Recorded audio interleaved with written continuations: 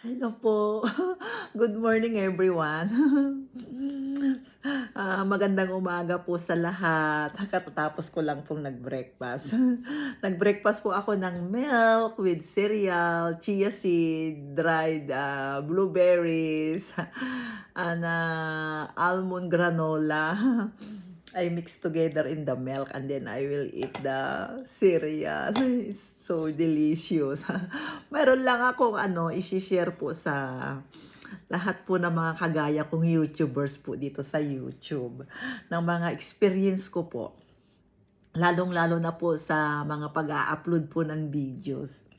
Alam niyo po ba na nag-upload po ako dito sa YouTube ng mga videos na kinuhanan ko rin dito sa YouTube, pero yung mga kinuhanan kong tugtog na yon na videos ay galing po sa mga tao po na nag-upload na galing po sa TikTok. Kinuhanan ko po yun yung tugtog at ginamit ko.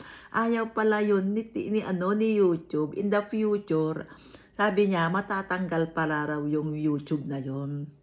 Kaya kung sakaling nag-upload ka ng videos mo, kung sakaling nandun ka sa TikTok tapos in-upload mo dito sa YouTube, in the future pala yun ay matatanggal. Kasi mayroon akong ganun na in-upload noon na videos na matagal na picture ko, na YouTube ko na videos ko, na i-upload ko dito sa video, na dito sa YouTube.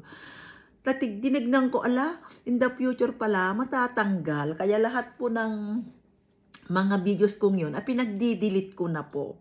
Lahat po talaga dito sa YouTube na ginagamit ko na ngayon nga mga videos ko, originally na po lahat.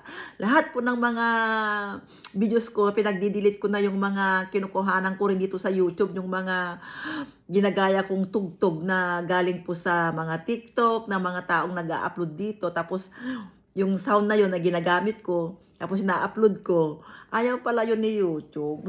Kahit yung kumanta ka, tapos kahit totoong boses mo, kumanta ka, tapos in-upload mo, sabi ni YouTube pala yun, ay copyright. Mas maganda yung mag-videos ka na yung video, tapos ikaw talaga, hindi ka gagamit po ng mga ibang apps.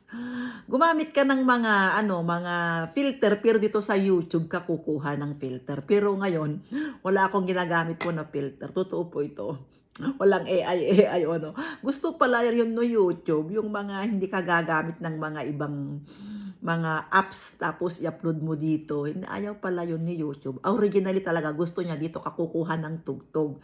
Dito sa YouTube tapos i-upload mo. Para in the future pala yun, hindi matatanggal.